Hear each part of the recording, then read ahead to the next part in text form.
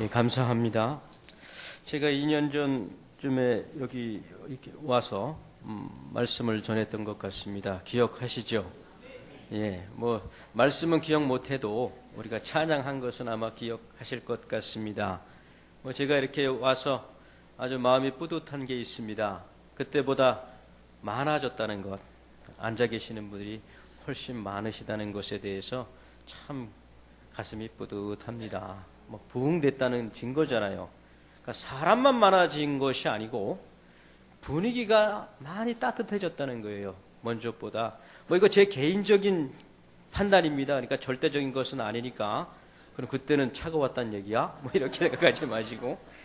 제 개인적으로 느끼는 것이 그때보다 분위기가 훨씬 더 따뜻해졌다는 것과 또 찬양하시는 분들의 표정이 그때보다 훨씬 밝아지셨다는 것 본인들은 모르실 겁니다 아마.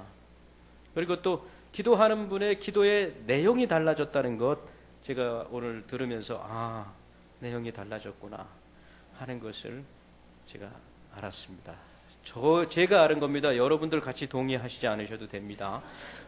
그리고 지금 앉아 계신 그 여러분들의 표정이 달라지셨습니다. 그때보다 훨씬 더 밝아지셨고요. 그 다음에 이렇게 소통하려고 하는 그러한 얼굴들로 앉아 계신 것이 저에게 얼마나 힘이 되는지 모르겠습니다. 여러분, 설교는 설교자 한 사람의 것이 아니라고 저는 생각을 합니다. 설교는 우리 모두의 것이다. 믿으십니까? 제가 그런 경험을 몽골에 가서 했어요. 이제 언어를 배우고 아직도 잘 못하죠. 아직도 설교를 한 번도 몽골말로 하지 못했을 때, 그리고 선임 선교사님 교회를 갔는데 그 선임 선교사님이 안식년을 가셨어요. 그리고는 통역을 두고 온 그 설교를 해달라고 이제 요청을 해서 제가 저만 계속하게 하지 말고 현지인 그 지도자하고 교대로 하게 해달라고 이렇게 요청을 해서 그렇게 하기로 했습니다. 그래서 이제 제 차례가 돼서 이제 주일날 교회를 갔어요. 근데 제가 설교를 하려면 누가 있어야 됩니까? 통역이 있어야 되잖아요. 안 온 거예요. 연락도 안 하고. 이 통역들이요, 자기가 원래 선교사님들한테는 말을 잘 듣는데 다른 사람들 말은 잘 안 들어. 어떻게 보면 참 믿음이 좋은 것일 수 있죠. 예수 믿는 사람이 예수님 말씀만 듣는 것처럼. 근데 이건 내가 왔으면 내 말도 들어야 되잖아요. 그건 다른 것도 아니고 통역을 해줘야 되는데 뻔히 아는데 연락도 안 하고 안 오고. 그땐 전화가 없었어요. 이렇게 핸드폰이. 벌써 십몇 년 전이잖아요. 그러니까 어떻게 해야 돼요? 예배는 드려야 되고 말씀은 전해야 되고. 난감했습니다. 그래도 예배 시작했고 설교 시간 됐으니까 올라가서 이제 준비한 것도 있는데 그걸 통역을 해야 되는데 못하니까 제가 알고 있는 모든 몽골어 단어, 일상생활 용어는 좀 아는데 도대체 성경 용어를 잘 알 수가 없잖아요. 하여튼 제가 알 수 있는 모든 단어를 총동원해서 설교를 했습니다. 몇 분 했을 것 같습니까? 저에게는 한 30분, 1시간 된 것 같은 느낌이었지만 실제로는 3분에서 4분 정도 했던 것 같아요, 설교를. 아마 여러분 은혜 되겠죠? 3, 4분 설교 딱 끝나고 나면 얼마나 좋아, 짧으니까. 저는 어떻겠어요? 너무 마음이 힘들었어요. 어떻게 이럴 수가 있는가? 통역까지 시켰으면 믿음이 좀 있을 텐데 아무 말도 없이 그렇게 책임감 없게 안 올 수 있는가? 마음이 좀 아팠지만 또 3, 4분 안에 무슨 설교가 됐겠는가 하고 겉으로는 웃지만 속으로는 비참한 심정을 가지고 내려왔어요. 그리고 이제 인사를 하는데 어느 나이 드신 아주머니가 저한테 딱 오더니 뭐라 그랬을 것 같습니까? 아주 저의 마음을, 그 비참한 마음을 싹 씻겨주는 말을 했어요. 그러게요. 목사한테, 설교자한테 가장 힘 있는 말이 오늘 설교 너무 은혜가 됐다는 거예요. 짧아서 은혜가 됐는지 잘 모르겠는데 그냥 그 말을 들으니까 제 마음에 이 설교가 내 것만은 아니구나. 나는 못했다고 생각을 했는데 듣는 분은 그 3분, 4분 만에 은혜를 받았다 하니까 진짜 은혜를 받은 건지 아니면 하나님이 저를 긍휼히 여겨주셔서 괜찮다라고 얘기하시려고 은혜를 받았다고 했는지 모르겠습니다만 그런 경험을 하고 나서부터 제가 좀 자신감이 생겼어요. 아, 설교를 못하는 것이 내 책임만은 아니다. 앉아있는 분들에게도 책임이 있다. 아무리 내가 잘 얘기하는데 앉아있는 분들이 그냥 입 꽉 다물고 아멘도 안 하고 웃지도 않고 아무리 떠들어 보십시오 우리가 봤나 이러면 제 설교자가 얼마나 어렵고 힘들겠습니까?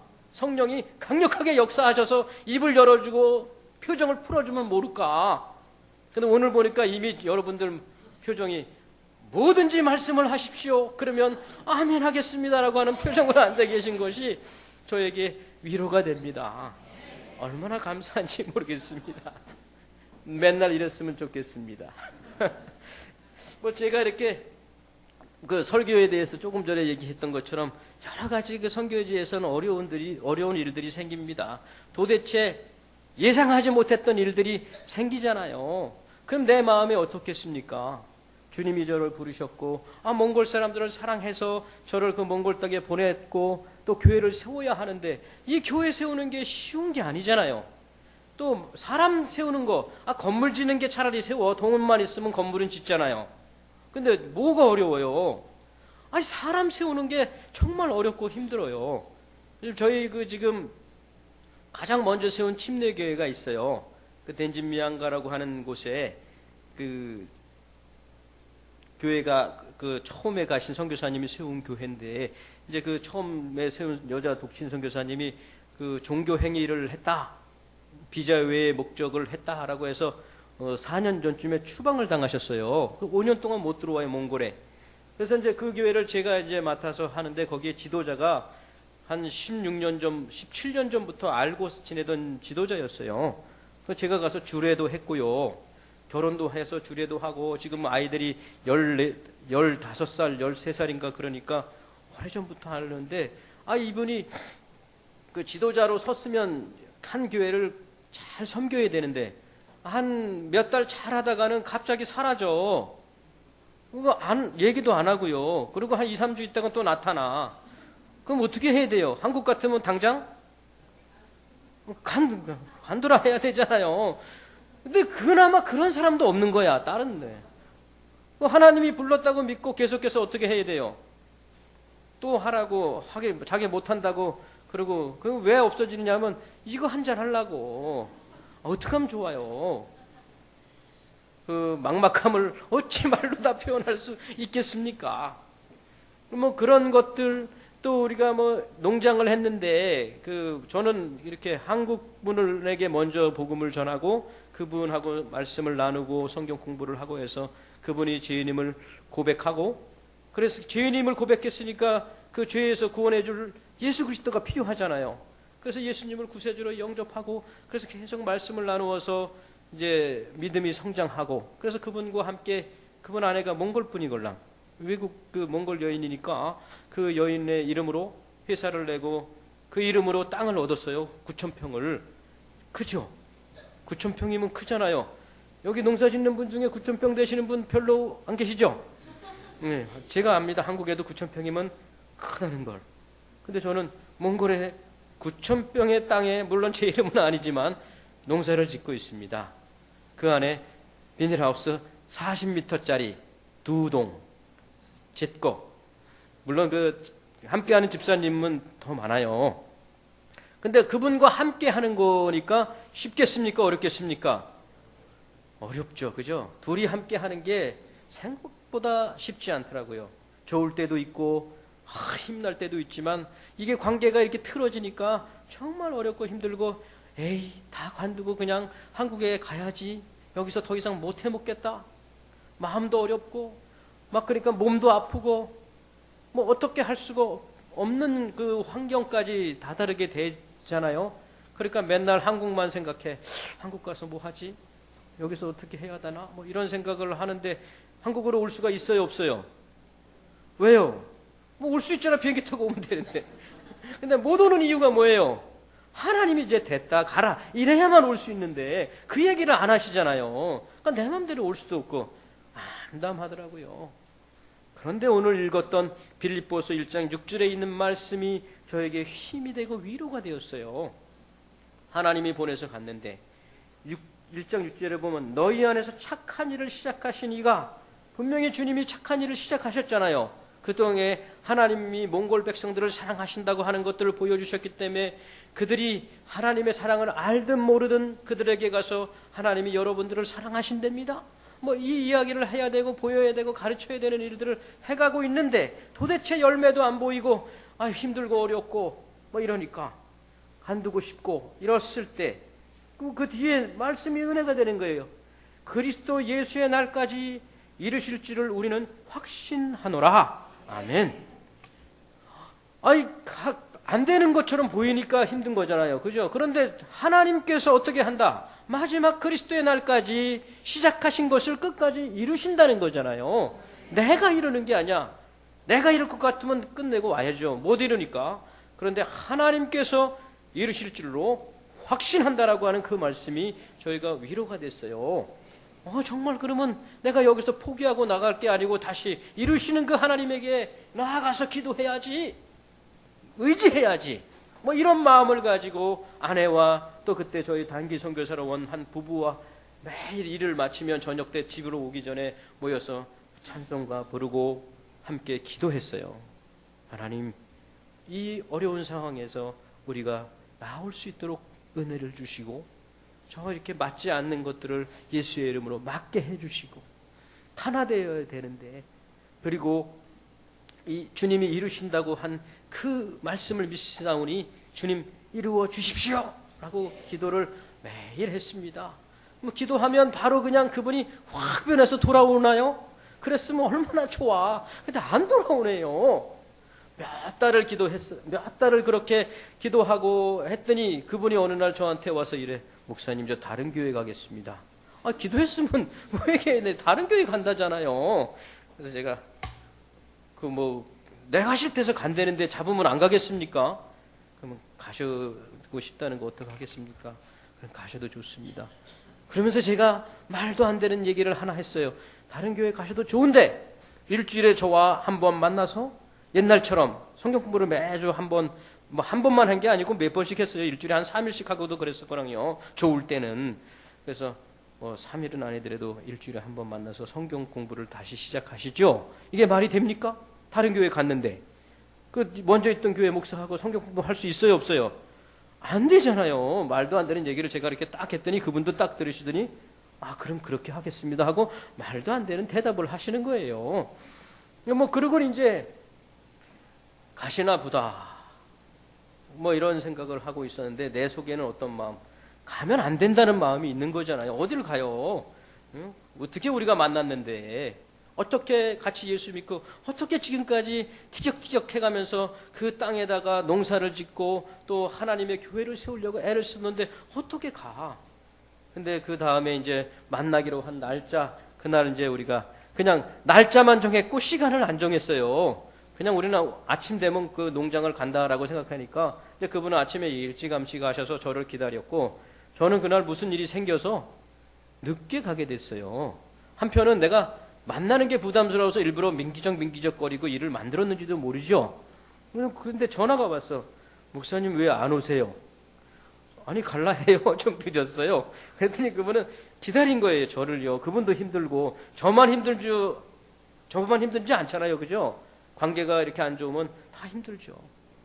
그래서 가서 만나서 서로 얘기하고 말씀으로 권면하고 회개하고 서로 받아들이고, 그래서 그 다음에는 더 관계가 좋아졌습니다. 네. 이 말씀 때문에.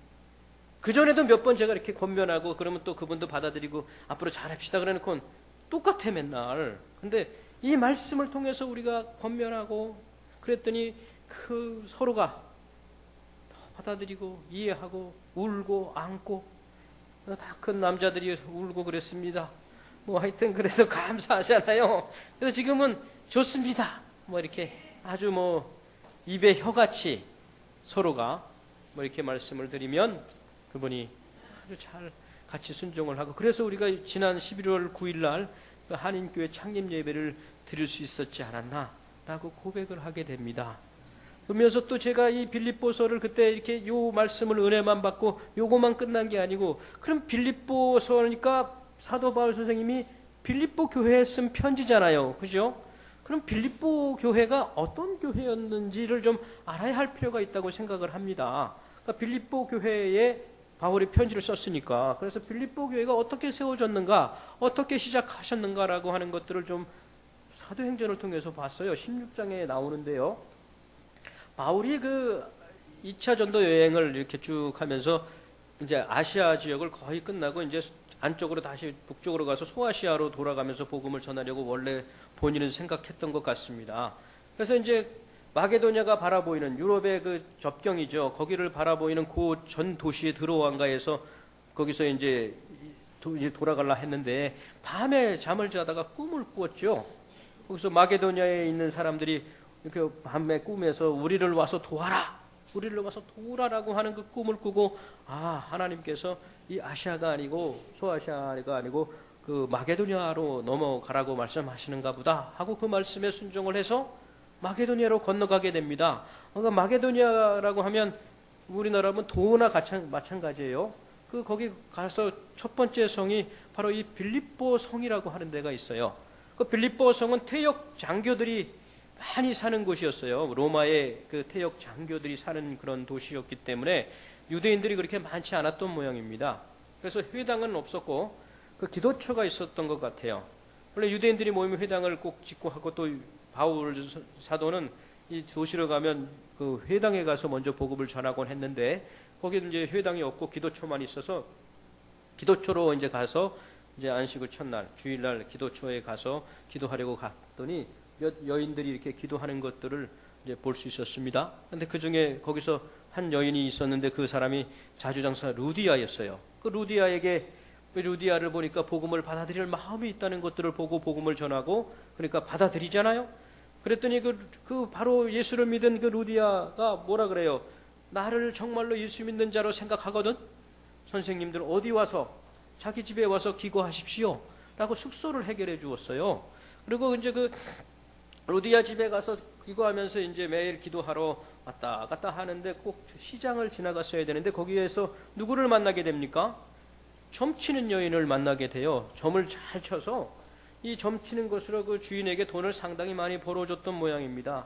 근데 왔다 갔다 할 때마다 그 점치는 여인이 바울과 신라 그 일행을 향해서 뭐라 그래요? 위대하신 신의 사도들이요, 선지자들이요. 그러니까 하나님을 하나의 다른 신들과 동급으로 이렇게 딱 이렇게 내려워서 이렇게 자꾸 부르는 거예요. 하나밖에 없는 하나님을. 그러니까 바울이 들으면서 괴롭다고 이렇게 아주 심히 공고했기 때문에 하루는 얘기하죠. 주 예수의 이름으로 명하노니 나가라! 나가니까, 귀신이 나가니까 점을 더 이상 못 치잖아요. 점을 잘 쳐서 돈을 많이 벌었는데 이제 점을 더 이상 못 치니까 그 주인이 화가 나갖고, 화가 날 뻔도 하잖아요. 그죠? 돈줄이 끊겼는데. 여러분도 돈줄 끊기면 화나시죠? 화날만 해요. 그리고 돈이 있는 사람이야. 그러니까 영향력이 있으니까 그냥 그 바울과 시라를 확 잡아다가 어떻게 해요? 관원들에게 갖다가 주고, 이놈들 나쁜 놈들이다 그러니까 관원들도 평소에 받아본 게 있는지 어떻게 해요? 물어보지도 않고 심하게 때렸다고 나와 있어요. 매우 치고 착고에 채우고 감옥에다가 가뒀어요. 여러분 복음을 좋은 일 했는데 그렇게 심하게 맞고 착고에 채워지면 여러분 마음이 어떻습니까? 어렵지요. 그러면 하나님께 찬송하고 기도하겠습니까? 아니면 원망하겠습니까? 원망은 둘째쳐놓고 그냥 풀이 팍 죽어서 아무것도 안 하고 있을 거예요. 원망까지는 안 해도 우리가 믿음이 있으니까. 그런데 그거 갖고는 안 된다는 거죠. 사실 심하게 맞으면 멍 듭니까? 안 듭니까? 멍만 들겠습니까? 터지기도 하고 온몸이 욱신욱신 할 거예요. 바울이 운동을 많이 해갖고 맞아도 끄떡없는 사람도 아니고, 하나님이 맞을 때마다 대신 맞아주셔갖고, 예수님이 대신 맞아주셔갖고 멍 안 들고 이런 게 아니잖아요. 아프고 욱신욱신하고, 그런데 착고에 딱 채워서 꿈쩍도 못하는 상태에서 찬송 부르고 크게 기도하는 게 쉽습니까? 어렵습니까? 아프죠. 아플 거예요. 힘줄 때마다 아프잖아요. 맞은 부위가요. 근데 그 바울과 신라가 한밤중까지 찬송을 부르고 기도를 했다는 거예요. 한밤중 되어서 간수장이야, 이제 간수들이 있으니까 잘 쓸지 모르겠어요. 근데 옥토가 흔들리더니 옥문도 열리고 그런데 이제 그 간수장이 놀라서 깨보니까 옥문이 열렸으니까 다 도망간 줄 알았어요. 죄수들이 도망가면 그 간수들이 대신 죽어야 하는 것들이 그때의 법이었다 그래요. 그러니까 이 죄수도 도망갔으니까 이제 내가 죽겠구나 생각하고 스스로 목숨을 끊으려고 칼을 빼려서 자기를 하려고 했어요. 근데 그것을 보고 바울이 뭐라 그래요? 우리 여기 있다. 우리 도망가지 않았다. 살아있다. 그러니 목숨을 해하지 마라. 이렇게 얘기를 하죠. 그래서 그 말을 들은 간수장이 이미 뭐가 다르다는 걸 알잖아요. 갇혔으면 보통 다른 죄수들은 욕하고 난리들을 치는데 이 사람들은 욕도 안 하고 자기들의 신에게 찬송을 부르고 기도를 한다고 하는 것부터가 달랐고 도망도 안 가고 찾고도 다 풀렸는데 그냥 앉아있는 것도 이상하잖아. 그러니까 간수장이 와갖고 어떻게 합니까? 무릎을 팍 꿇고 선생님들 우리가 어떻게 해야만 구원을 받을 수 있겠습니까? 얘기하니까 뭐라고 대답을 해요? 다 아시죠? 우리 한번 해볼까요? 시작. 주 예수를 믿으라. 그리하면 너와 내 집이 구원을 얻으리라.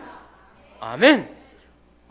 본인만 구원을 얻는 게 아니고 그 집이 다 구원을 받는데요.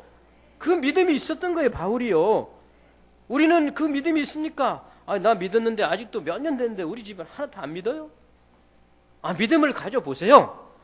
뭐 1년이 걸릴지 10년이 걸릴지 뭐 내가 죽고 나서 될지 어떻게 알겠어요? 모르죠. 저희 가정도요.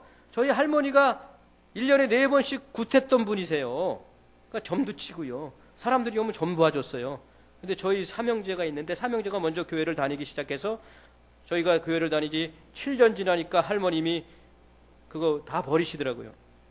웃방에 이렇게 뭐 만신 같은 그림 모셔놓고 맨날 지성 드리고 막 이러셨는데요. 저희들한테 맨날 이놈의 자식들, 뭐 이놈의 자식이 아니야, 이놈의 새끼들, 나는 헬미는 맨날 아침 저녁으로 지성 드리는데 너네는 교회를 가? 뭐 이런 얘기를 들으면서 교회를 한 믿음이 있어서 다닌 게 아니에요. 그때는요 어리니까 재밌어서 다녔는데요. 7년 지나니까 할머님이 다 버리시고 남녀 호랑개고 한 1, 2년 하시더니 그 다음에 교회 나오셨어요. 돌아가실 때까지 예수님 잘 믿으시다가 하늘나라 가셨어요. 그리고 한 8년 되니까 우리 어머님 아버님도 다 교회 다니셨어요. 지금 우리 안수 집사님이세요, 우리 아버님이. 예, 어머님도. 그래서 우리 가족이 다 믿었다니까요. 당장 아니더라도 결국은 하나님께서 우리를 택하셨으면 가족들도 믿게 하시려고 하나님도 얼마나 애쓰시겠어요. 그럼 믿음을 가져야 돼 우리가 끝까지.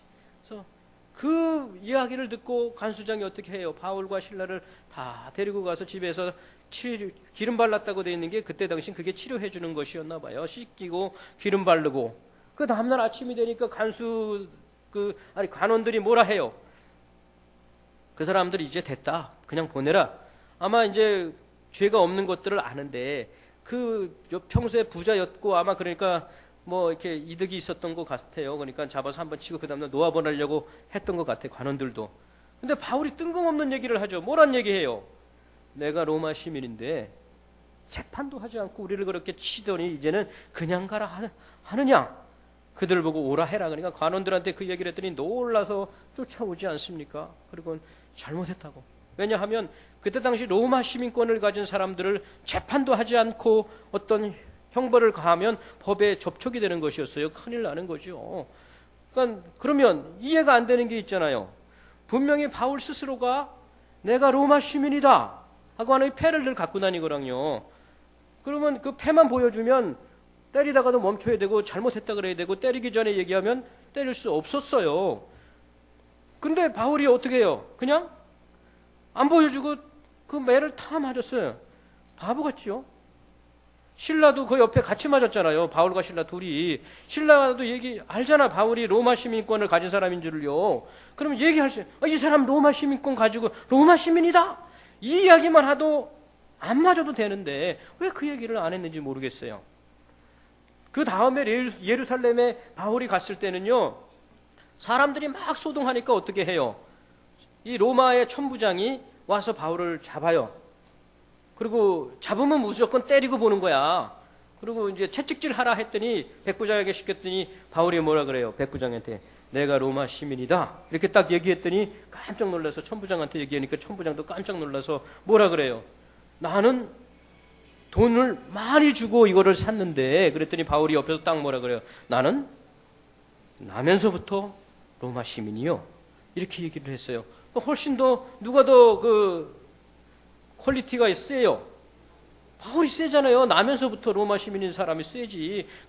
그러니까 천부장이 딱 죽죠. 아유 형님이지.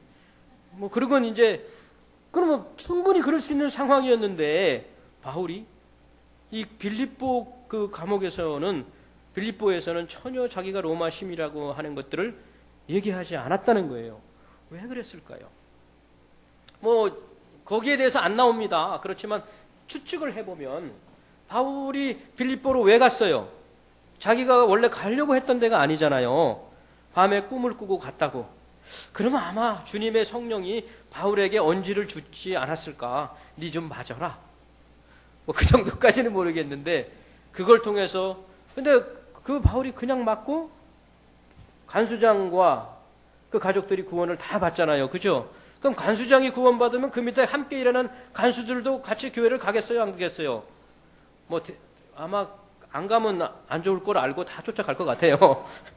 그리고 바울이 얼마나 그 복음을 아주 그냥 강력하게 전합니까? 그리고 하나님께서 그렇게까지 간수장을 회심시키려고 했던 건 단지 간수장만 보지 않으셨을 거라는 거예요. 간수들이 다 예수 믿었다는 거죠. 간수들 다 예수 믿고 루디아 믿고. 그러니까 빌립보 교회를 세우기 위해서 바울은 처음부터 아주 단단하게 대가를 지불했잖아요. 그러니까요, 나중에 이 빌립보 교회에다 바울이 쓴 편지를 보면요, 당당하게 써요. 다른 편지하고 좀 느낌이 달라. 다른 편지에는 헌금하라고 요구할 때 이것은 하나님이 받으실 때 아주 뭐 좋은 헌물이니 여러분들이 헌금을 해야 합니다. 하고 이렇게 부탁하는 식으로 하지만 빌립보서에서는 그렇게 하지 않습니다. 내가 이거 하는데 이거 필요하니까 헌금을 보내라 이렇게 얘기해요. 그 정도 관계가 된다는 거예요. 왜? 너희들 다 알지? 너희들 예수 믿으려고 내가 어떻게 됐다는 거 알지? 뭐 이런 느낌으로 편지를 꼭 쓴 것 같던 그런 것들을 엿볼 수 있습니다. 여러분 생각해 보십시오. 이 교회가 1958년도에 시작했다고 들었습니다.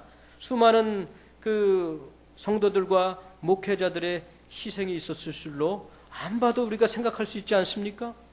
그렇죠.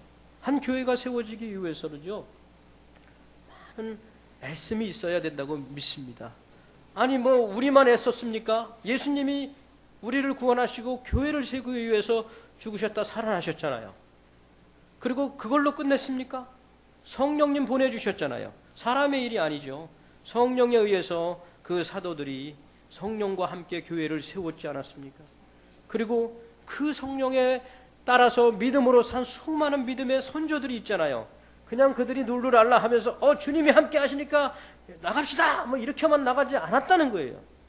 예수 믿는 것 단 한 가지 때문에 그때 당시 예수님, 그러니까 서기 100년부터 300년 사이에는요, 나는 예수님을 주인으로 섬깁니다, 구주로 섬깁니다 라고 얘기하면 어떻게 됐어요? 공개적으로 고백하면 죽음이었어요. 핍박당할 때는요, 이렇게 그림 갖다 놓고 예수 믿을래? 아니면 뭐 이거 여기다 침 뱉을래? 죽을래? 아니면 이거 밟고 걸어갈래? 죽을래? 이런 때였다니까요. 그러니까 나는 예수 믿을래입니다 하면 죽는 거예요. 사자밥도 되고 물에 빠뜨려 죽기도 하고 칼로 죽임을 당하고. 이 빌립보를 서술을 썼던 바울은 어떻게 죽임을 당했어요? 칼로 목을 베임을 당했다니까. 그 위대한 사도가 우리 생각에서는 그냥 하나님께서 번쩍 들어가도 시원찮은 판에 어떻게 칼로 목을 베어서 죽임을 당하는데 하나님은 살아계시지도 않는 것처럼 가만히 계시잖아요. 응? 우리는 그렇게 되면 하나님이 팍 해서 우리를 갖다 어떻게 구원해 주실 것을 그 물리적인 어떤 구원을 기대하지만 하나님의 그 사도들은 보면 대부분이 다 자기 스스로 원해서 자기가 그냥 죽은 사람이 한 사람도 없잖아요. 다 타인에 의해서 죽임을 당했다니까. 뭐 때문에? 복음 때문에. 사도들만 그런 게 아니잖아요. 그 후에 수많은 믿음의 우리의 선조들이 복음 때문에 쫓김을 당하고 가정을 잃고 직장을 잃고, 그래도 그들이 그것을 하나도 불평하지 아니하고 어려움이라고 생각하지 아니하고 예수 그리스도의 복음 때문에 감사함으로 기쁨으로 그들이 하늘을 바라보면서 그것을 받아들였기 때문에 오늘 우리에게까지 복음이 이르렀다는 것들을 여러분 믿으십니까? 그렇죠. 그냥 뭐 내가 뭐 교회 다니고 싶어서 다닌 거 여러분, 교회가 여기 있으니까 그 얘기 하죠. 교회 없는데 세상에, 이 세계에 훨씬 많아요. 몽골에 가서 교회 찾으려면 얼마나 어려운지 몰라요. 우리는 몽골에 가서 이렇게 마음대로 설교하지 못해요. 몽골 사람들 앞에서. 그러면 당장 누가 신고하면 바로 쫓겨나갖고 5년 동안 몽골에 못 들어가요. 그래도 거기는 좀 낫잖아요. 어디는 복음을 받아들이면 가족에게 죽임을 당하는 데가 있다니까요. 모슬렘은 복음을 받아들여서 예수 믿는다고 하면 가족이 그 사람을 죽여버린다니까요. 이런 데도 있어요. 근데 우리는 어때요? 마음대로 얼마나 자유롭게 여러분 예수님 믿으시잖아요. 목사님들이 여러분에게 큰 소리 쳐야 되는데 가끔은 여러분들이 목사님에게 큰 소리 치시잖아요. 안 그러시나요, 여기는? 예? 뭐 큰 소리라고 하는 게 뭐 우리가 막 감정이 아니고 하나님의 말씀을 이렇게 전하면 아멘하고 받아야 되는데 어떤 분들은 도리어 하나님 말씀을 목사님에게 가르치는 분들도 있더라고요. 그래서 뭐 얼마나 그게 자유로워. 근데 그것이 우리 때문이 아니라는 거예요. 하나님께서 시작하셨다는 거예요. 하나님께서 이루신다는 거예요. 저에게 그래서 아직도 몽골에 있고요. 지금 몽골에 23도 된데 영하. 돌아가면 이제 또 춥잖아요. 그래서 또 이제 매연도 심한데요. 그래도 제가 거기를 또 가는 이유가 뭐가 있겠습니까? 하나님이 시작하셨고 하나님이 주님이 오시는 그날까지 이루신다. 이 믿음이 있으니까 제가 가고 싶지 않을 때가 얼마나 많은지 몰라요. 여기 오니까 너무 좋잖아요. 떡도 먹고 과일도 먹고 아니 너무 좋아. 선택의 폭이 이만큼이에요. 몽골에서는 이만큼인데 좋잖아요. 조금 좋아요. 근데 거기를 다시 가야 하는 이유는 다른 게 없죠. 하나님이 시작하셨고 하나님이 이루실 줄로 저희가 믿기 때문에 갑니다. 여러분, 우리 한국교회가 지금 뭐 욕을 많이 먹죠? 욕을 먹습니까? 욕을 합니까? 네, 근데 욕을 먹는다고 생각하지 않으셔도 될 것 같습니다. 욕을 그 사람들이 하는 거예요. 우리는 욕 먹는 게 아니에요. 그 욕하는 사람들 때문에 교회가 유지됩니까? 절대 그렇지 않습니다. 욕하는 사람들이 교회를 세웁니까? 절대 그렇지 않습니다. 누가 세웁니까? 하나님이 세우셔요. 우리가 그 욕하는 사람들은 사실은 우리가 욕먹는 짓을 하는 사람들이 있지만 그 소수의 사람들이잖아요. 제가 아주 위로를 받는 게 많은 분들은 더 하나님 앞에서 낮아지고 어떻게 하면 주님의 뜻을 이루려고 애를 쓴다니까는요. 그렇지 않습니까? 그러니까 이 한국교회가 있죠. 뭐 몇몇 목회자들이 뭐 잘못할 수도 있잖아요. 근데 대부분의 목회자들은요, 오늘도 주님이 주신 사명, 이것을 그렇게 이루려고 얼마나 애를 쓰겠습니까? 그렇죠? 여러분들도 애 많이 쓰시잖아요. 교회를 제대로 잘 한번 세워보려고요. 애 안 쓰십니까? 대답들을 안 하시네. 그래도 한국교회가 얼마나 힘이 있는지 몰라요. 안에 있으시니까 잘 모르시잖아요. 한국교회가 있기 때문에 우리가 있는 거예요. 만약 한국교회가 없잖아요. 그럼 우리는 어떻게 해야 돼요? 다 놓고 들어와야 돼요. 그러니까 뭐 여러분들이 에이 뭐 우리가 뭐 하는 게 있나요? 교회 자체가 있는 것 자체가 우리에게 힘이라니까요. 여러분들이 그러면 기도하잖아요. 또 후원도 하시잖아요.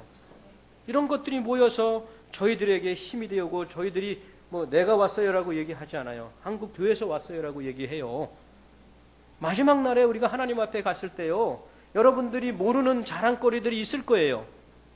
한국 교회에서 보낸 선교사들 때문에 우리가 예수 믿고 구원받았습니다라고 하는 수많은 외국인들이 하나님 앞에서 한국 교회를 여러분들을 자랑할 줄로 믿습니다. 여러분들도 그때 우리가 그냥 멋모르고 했었는데 때때로는 그것이 이렇게 교회를 세우는 힘이 되었구나. 하나님이 그것을 사용하셔서 하나님이 하나님의 교회를 세웠구나 하는 것들을 보면 어떻겠어요? 감사하잖아요. 이래도 감사하고 저래도 감사하고 알아서 감사하고 몰라서도 감사하고 몰랐는데 또 알았으니 감사하고 참 하나님이 얼마나 우리에게 이 모양 저 모양으로 은혜를 주시는지 모르겠어요. 바로 우리가 그러한 사람들이라니까요. 알지도 못하고 은혜 받고 또 알아도 은혜 받고 우리가 알아서만 은혜 받는 게 아니죠. 때때로는 모르는데도 받는 은혜가 훨씬 많은 줄로 믿습니다. 마지막 날 보니까 내가 은혜 받아서 주님 때문에 이렇게 살았구나 하는 고백들이 여러분들에게 있을 줄로 믿습니다. 여러분들이 때때로 힘들고 어렵고 정말로 하나님이 계시나? 이런 마음이 들 때, 이런 상황이 될 때 여러분 기억하십시오. 여러분들을 속에 복음으로 시작하시는 여러분들이 아니고 하나님이십니다. 그리고 마지막 날까지 여러분들로 계속해서 그 두고 소원을 이루시고 하나님의 교회를 위해서 여러분들을 계속 사용하시는 분도 하나님이신 줄 여러분 믿으십시오. 여러분들은 그러한 소중한 분들입니다. 기도하겠습니다. 하나님 아버지 감사합니다. 우리가 시작한 것이 아니고 하나님이 시작하셨기에 얼마나 감사한지 모르겠습니다.